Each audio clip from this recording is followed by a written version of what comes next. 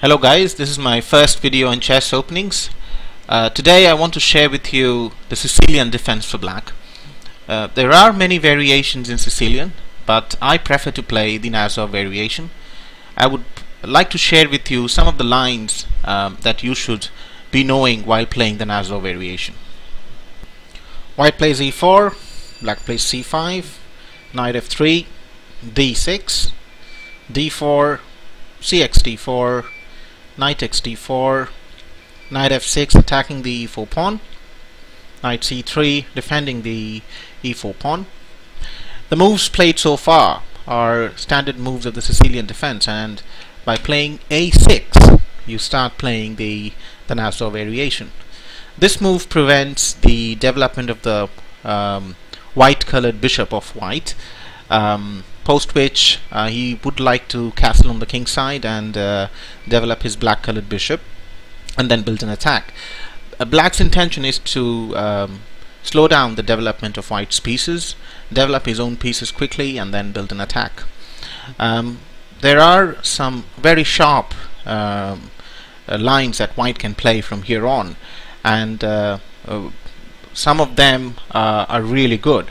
The line that I'm going to cover today is bishop g5.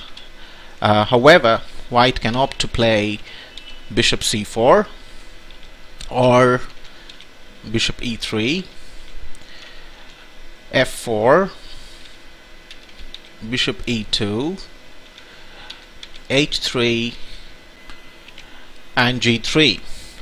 Now the moves that you see on your screen are in the decreasing order of aggression, and the most aggressive response for white is bishop g5.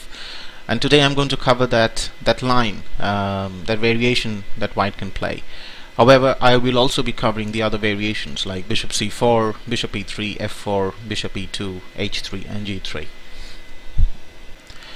Black's best response to the move bishop g5 is e6.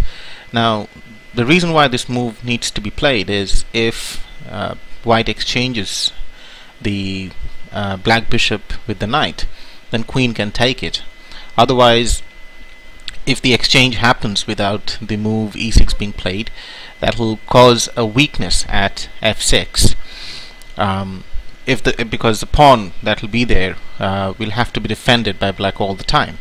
That will cause a weakness for him. The next move is f4. There is another move that white can play, queen f3, which I'll cover once I've covered f4.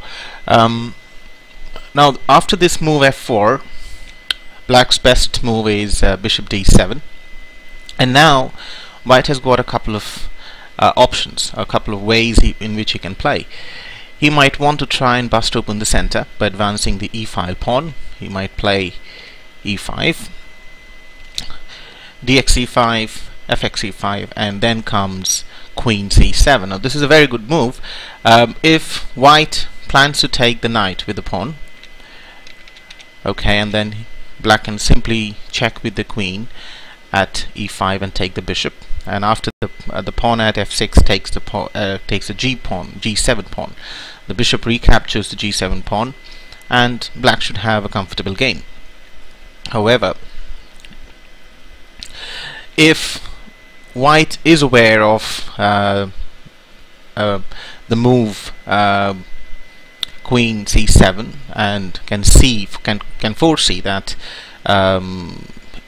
after the exchange there is a queen check at e5, then he might want to play differently. He might want to play something like knight f3, defending the pawn, to which black's best response is knight g4. Now by playing knight g4, the e5 pawn is being hit twice, by the queen, by the black queen and the black knight, and white is defending it with only the knight. White can play queen e2, defending it again, to which black can play knight c6, hitting the e5 pawn thrice. White can play bishop f4, defending the pawn, to which black has got this move, bishop b4. If white now tries to move this knight at g4 by playing h3. Black has got this move knight d4. Now if white continues to take this knight at d4, then he can simply take the knight at c3 with the bishop and check the king, and bishop x c3, and now the black queen can take the pawn at c3, check the king, at the same time take the rook. If white now plays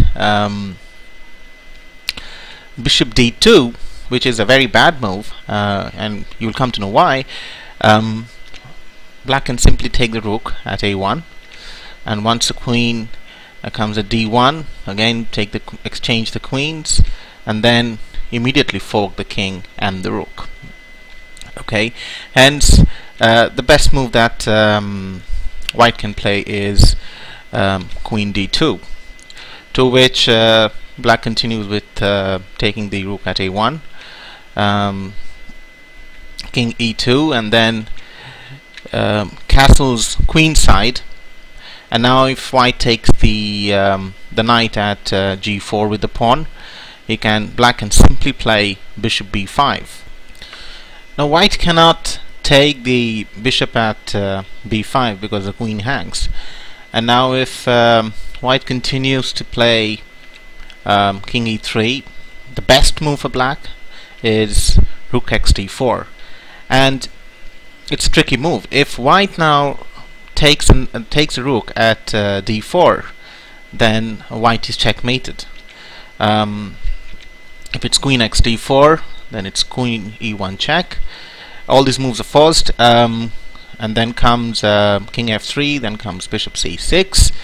The only move that white can play is queen e4, bishop x e4, checkmate. So white cannot take the rook at d4, and his best move is bishop x b5, to which black continues to take the rook at h1, and then queen x d4 comes now, queen g1 check, comes king e4, queen x d2 g2 check, king e3, and then he can take the bishop at b5. And now he may continue with the game in many ways, but this should be an easy win for white. Sorry, it should be an easy win for black. His king is exposed, and black's rook can come into action any moment. Should be an easy win for him. Hence, white should not be playing knight f3. And among the alternatives that he had, we have already covered the x f6, knight f3. The last one remaining, queen e2, which is also a valid move. Playing queen e2 is played to defend the pawn at e5, to which black's best move is bishop b4 again. And if white plays bishop b2, he simply takes the knight at c3. Bishop takes the bishop at c3. Knight comfortably sits at a very nice square d5, attacking the bishop. Bishop retreats to d2. Knight c6 is played. Knight x c6, bishop x c6. White castles queenside, black castles queenside, and this should be a fairly good game for black, because all his pieces are pretty nicely developed, and he can attack along the c file by moving the king first and then placing the rook at the c file. He should have a pretty good game